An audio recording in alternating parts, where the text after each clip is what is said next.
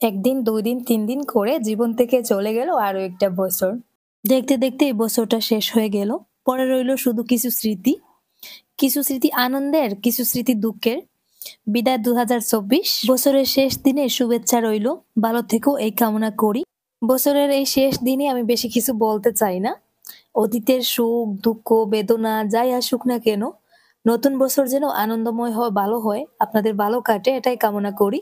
আমার এবং আমার পরিবারের তরফ থেকে আপনাদের সবাইকে হ্যাপি নিউ ইয়ারের অনেক অনেক শুভেচ্ছা এবং ভালোবাসা জানাই।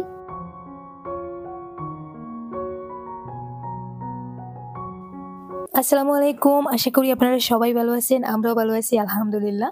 সুখ দুঃখের সংসারের আরো একটা নতুন ভিডিওতে আপনাদেরকে আরো একবার স্বাগত জানিয়ে আবারও আরো একটা নতুন ভিডিও আপনাদের সাথে শেয়ার করতে চলেছি।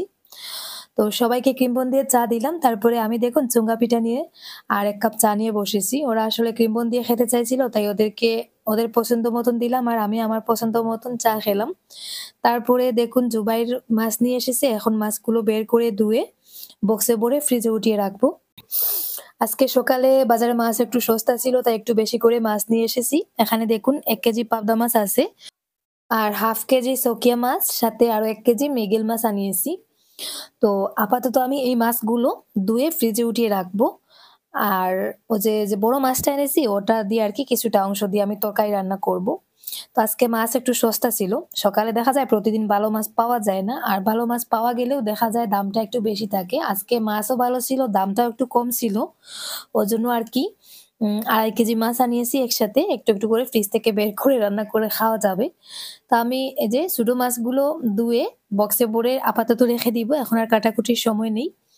আর ওই যে বড় মাছটা এনেছিলাম ১ কেজির যে মাছটা, ওটা আরকি বাজার থেকেই কাটিয়ে নিয়ে এসেছি। ওটা আর কাটাকুটি করতে হবে না। তাই ওটার কিছু একটা অংশ দিয়ে আমি তরকারি রান্না করব। তো মাছগুলো আমাকে ৩ টা বক্সে ভরে রাখতে হবে।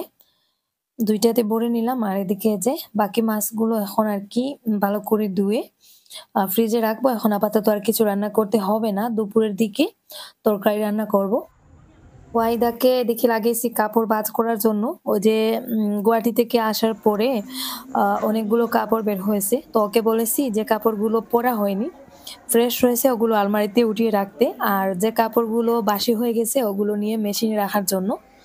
তো ও কাপড় ভাঁজ করতেছে আর শিফাকে লাগিয়েছি মাছটা ধুয়ে পরিষ্কার করে রাখার জন্য। আর আমি এখন আমার শিম গাছ থেকে আরকি কিছু শিম উঠিয়ে নিয়ে আসবো।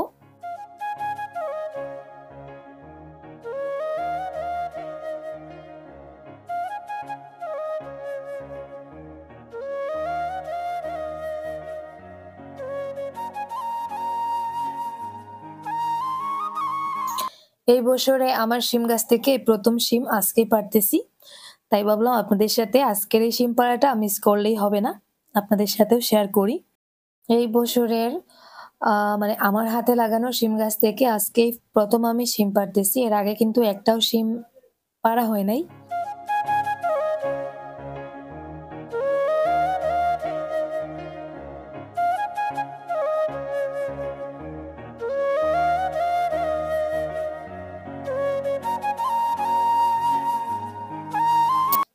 এইবার আমার শিম গাছে যে লম্বা, লম্বা শিমগুলোই বেশি হয়েছে। আমি সাধারণত ওই যে ছোট, ছোট ভেতরে বীজগুলো একটু বড়, বড় থাকে ওই শিমগুলোই বেশি লাগাই। কিন্তু এইবার জানি না কেন ২ ধরনের শিম লাগিয়েছিলাম, কিন্তু দেখা যাচ্ছে বেশিরভাগ ওই লম্বা শিমগুলোই হয়েছে। ছোটগুলো এখনো হয় নাই। মানে গাছ হয়েছে হয়তো শিম আসে নাই এখনো। শিম পাড়তে এসে যেদিকে তাকাচ্ছি শুধু ওই লম্বা, লম্বা শিমগুলোই দেখতে পাচ্ছি। আর ওই লম্বা, লম্বা বড়, বড় শিমগুলো আমার আবার অতটাও ভালো লাগে না। আমার ওই বেশি আ মোটা, মোটা বীজওয়ালা শিমগুলোই ভালো লাগে। খুব ছোট্ট একটা ভিডিও আপনাদের সাথে শেয়ার করা হয়েছে।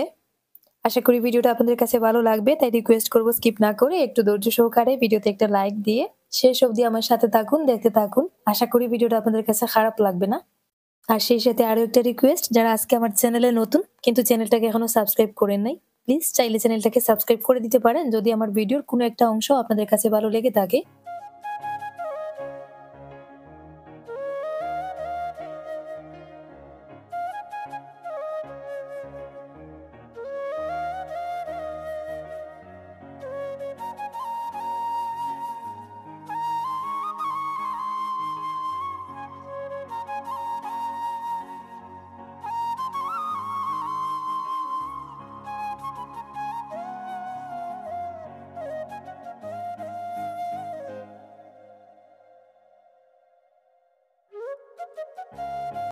উপরের শিমগুলো নাগাল পাওয়া যায় না, আসলে আমার মাচাটা একটু বেশি উঁচু হয়ে গেছে, তাই দেখুন একটা চেয়ারের সাহায্যে নিয়ে আমাকে শিমগুলো পাড়তে হচ্ছে।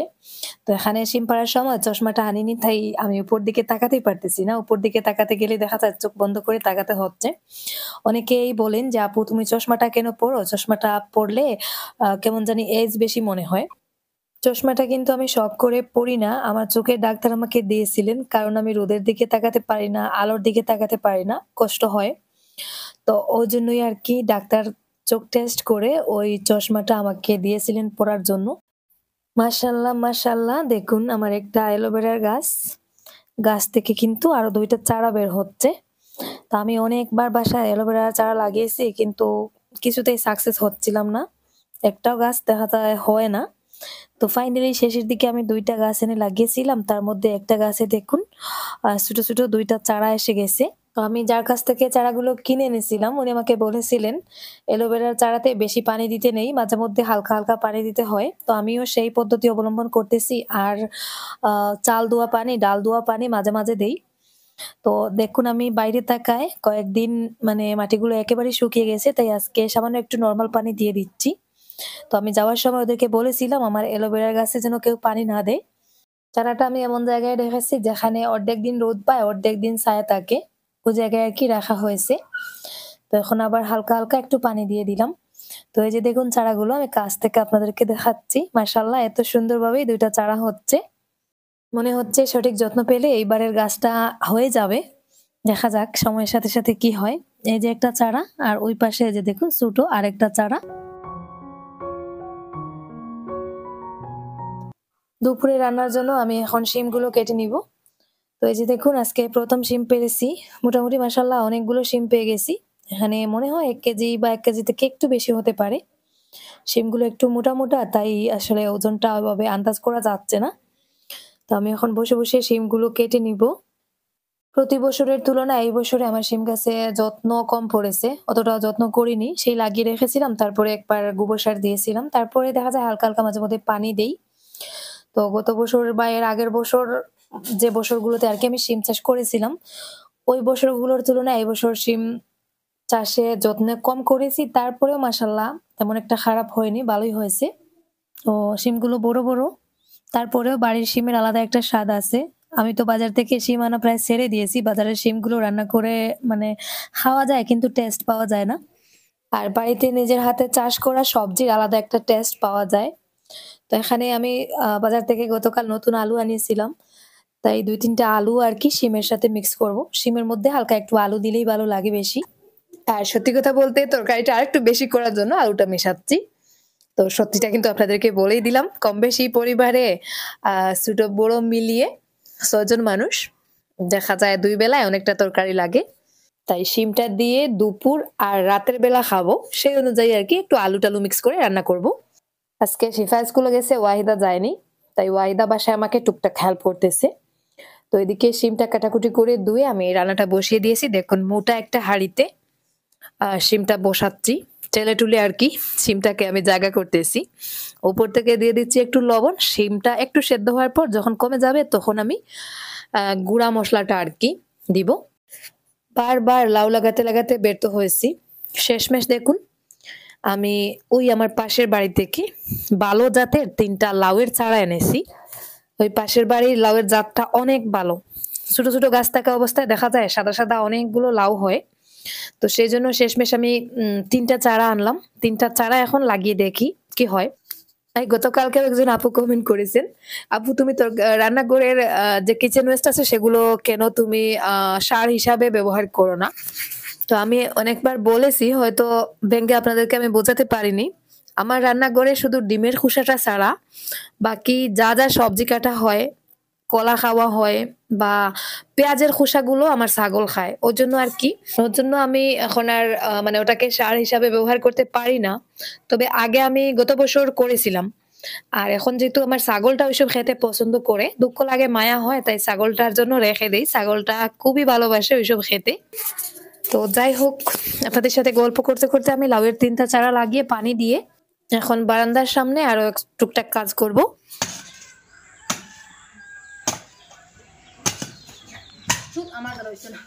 মাটি এখন যে শক্ত। এগুন না হো হগুন শক্তি আছে বেটা মানুষের শক্তি যেন মানুষে কই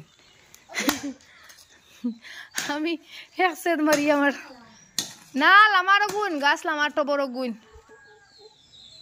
হো লামারটো বড় গুণ লামা বুঝোস না তুই নিস বুঝোস নি নিস ও নিসর গুণ ও গুণ ও বুঝছে তোর লগে শুদ্ধ বাংলায় মাথা লাগবো আমি কই এলাম আর গুণ তাই খালি কয় অগুণ নি ও জুলাই লগুণ তোরে কয়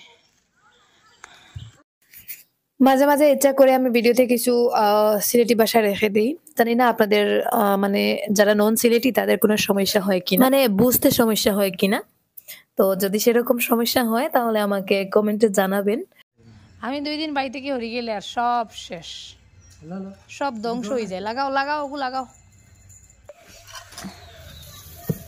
সবজি বন্ধ হলে দাম নেই মাটিতে মোরা পাতা ওগুন খাটিয়ে দেওয়া লাগবো গাছের মোরা পাতা ওগুন খাটিয়ে দেওয়া লাগবো অন্য লাগাইলে হয়তো ওই বইগু বারিন্দার পানি উনি দেই না নানি আমি কোনোবাই গেলে আর পানি তো আর টোটাল দিতাও না একবারে শেষ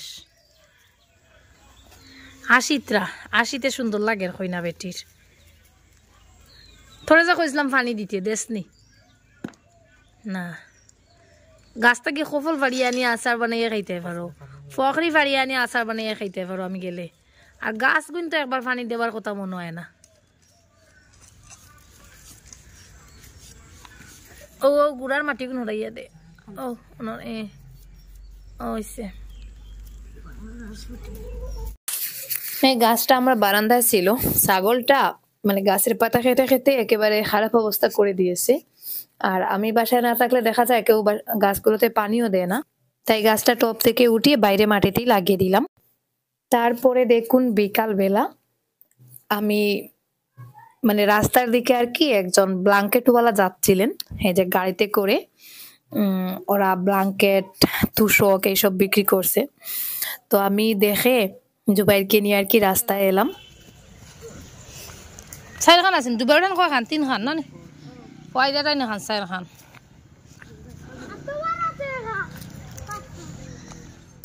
বাসায় ব্ল্যাঙ্কেটের একটু শর্ট মানে এমনিতে মোটামুটি ঠিক আছে তবে বাসায় যদি দেখা যায় একসাথে 4-5 জন মেহমান চলে আসেন তাহলে একটু শর্ট পড়ে যায় কারণ বর্তমানে যে পরিমাণে শীত পড়েছে তো ওজন্য আর কি আমি কয়েকদিন থেকে ভাবতেছি আরো 1-2টা ব্ল্যাঙ্কেট কিনবো ওয়াহিদাকে বলছিলাম যে সামান্য ব্ল্যাঙ্কেটের জন্য আর বাজারে যেতে পারবো না রাস্তার দিকে অনেককে দেখা যায় হেঁটে হেঁটে ব্ল্যাঙ্কেট বিক্রি করে তো ওইরকম কাউকে পেলে ডেকে নিয়ে আসতে তো ফাইনালি আজকে রাস্তার দিকে ওই যে গাড়িতে করে ব্ল্যাঙ্কেট বিক্রি করছিল ওরা ওয়াহিদা দেখে আমাকে বলছিল তাই আমি জুবাইরকে নিয়ে গিয়ে এখানে 4টা ব্ল্যাঙ্কেট কিনেছি আর ওদের কাছ থেকে কিনলে আসলে ভালো ব্ল্যাঙ্কেট বাজারের মূল্যের থেকে অনেকটা প্রায় অর্ধেক মূল্যে কিনা যায় হ্যাঁ যে দেখুন এখানে 4টা ব্ল্যাঙ্কেট এনেছি তো ব্ল্যাঙ্কেট গুলো আমি আপনাদেরকে একটু পরে খুলে খুলে দেখাবো আগে এখানে বাজ অবস্থায় দেখাই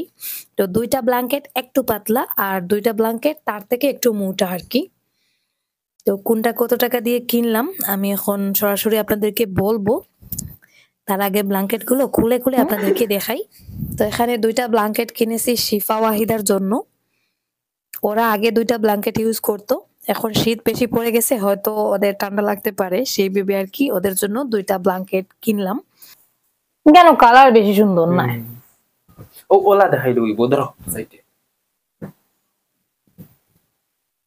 মেলা সাই দেখি এই ব্ল্যাঙ্কেটটা আমি 450 টাকা দিয়ে আর কি কিনেছি সেম সাইজের সেম 2টা ব্ল্যাঙ্কেট 900 টাকা দিয়ে কিনলাম মানে 450 টাকা করে একটা পিস পড়েছে কিন্তু আমি বাজার থেকে যদি ওটা কিনতাম কম থেকে কম মানে ওরা 700-800 নিত 450 টাকার যে 2টা ব্ল্যাঙ্কেট একটা আপনাদেরকে দেখিয়েছি আর এই যে আরো একটা এটাও 450 টাকা অতটাও পাতলা না আবার অতটাও মোটা না এই যে এই মিডিয়াম সাইজের আর কি তো মোটামুটি ব্ল্যাঙ্কেট 2টা ভালো খারাপ না আর দামের তুলনায় তো অনেকটা ভালো কারণ বাজারে 700-800 তো ওরা মানে অনায়াসেই নিয়ে নিত হয়তো আর একটু বেশি বলতো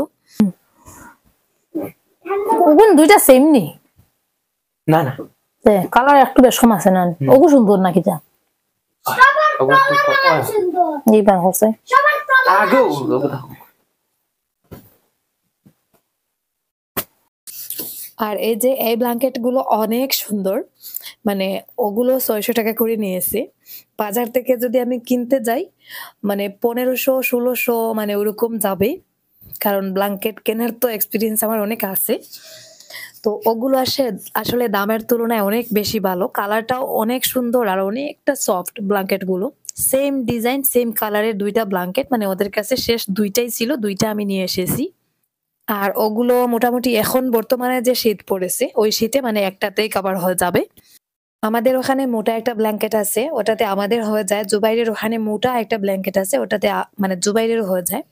আর শিফা এবং ওয়াহিদার ওদেরও দুইটা ব্ল্যাঙ্কেট ছিল, তো ওদের আর কি ব্ল্যাঙ্কেটে হয় না, এখন দেখা যায় বেশি শীত পড়ে গেছে তাই উপরে আরো একটা লেপ দেয়।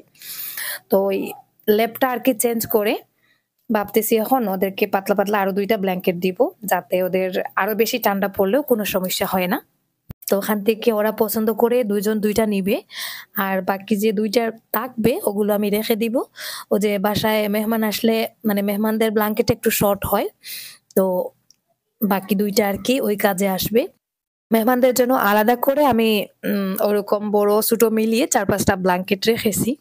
তবে আমাদের তো গ্রামের বাড়ি, দেখা যায় একসাথে অনেকজন মেহমান আসেন, তো সেটা যদি শীতের দিন আসেন তাহলে তো সমস্যা হয়ে যায়। তো ওই জন্যই আর কি আরো দুইটা কিনে রাখতেছি। তো এখন আশা করি আর শর্ট পড়বে না। ওই যে সেদিন আমার বোন যিনি আমার সাথে গুয়াহাটিতে গিয়েছিলেন, তো উনি ওনার হাজবেন্ড বাচ্চা কাচ্চা নিয়ে এসেছিলেন, ওই দিন মাও ছিলেন বাসায়। তো মনে হয়েছে যে হালকা হালকা একটু শর্ট হচ্ছে, তো ওই জন্যই আর কি তাড়াহুড়ো করে ব্ল্যাঙ্কেট গুলো কিনা, আর বিশেষ করে ওয়াহিদা শিফার উদ্দেশ্যেও কিনা, কারণ ওরা মানে ঠান্ডা বেড়ে গেছে, ওদের ব্ল্যাঙ্কেট গুলোতে হয়তো ঠান্ডা লাগতে পারে। তো এই যে দেখুন ব্ল্যাঙ্কেট গুলো আমি কাছ থেকে আপনাদেরকে একটু দেখাচ্ছি, মোটামুটি অনেকটা মোটা আছে। এই যে এই নিচের দুইটা ব্ল্যাঙ্কেট একটু বেশি দামি আর একটু বেশি মোটা, আর উপরের গুলো আর কি নিচের গুলো থেকে হালকা একটু। তো যাই হোক এখন দুইটা ওদেরকে দিব আর দুইটা বাজ করে রেখে দিব। আমার ছেলের কাণ্ড দেখুন, এখন নাকি তারও একটা আলাদা ব্ল্যাঙ্কেট লাগবে, তো সেও একটা এই যে দেখুন চুরি করে নিয়ে দৌড়ে পালিয়ে গেল। তিনখান নিনো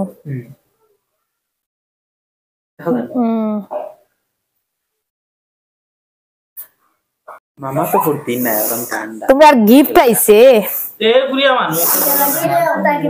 নাও, ও দোকানের মাঝে কোনখান গিয়ে নিতে কোনখান নিতে এগিয়ে এখান থেকে মুখ ঘুরে বললো কি লাল খান নির্গি নিতাই সে কোনখান নিতে দেখো চাই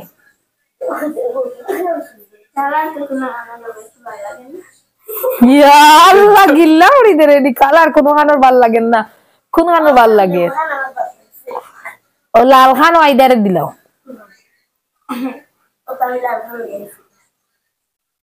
আর খালা খান নেও গেছি পায় দে মেল নে সাইন দে কিরা লাগে খালা না সুন্দর ওটা লাগে তোমার খালা খান দিলাম নেও।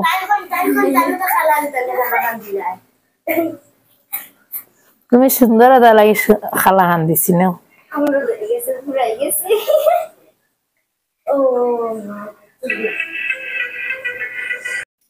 তো যাই হোক আজকের মতো এই পর্যন্ত, দেখা হবে নতুন বছরে আর একটা নতুন ভিডিওতে। সবাই ভালো থাকুন, আল্লাহ হাফিজ, আসসালামু আলাইকুম।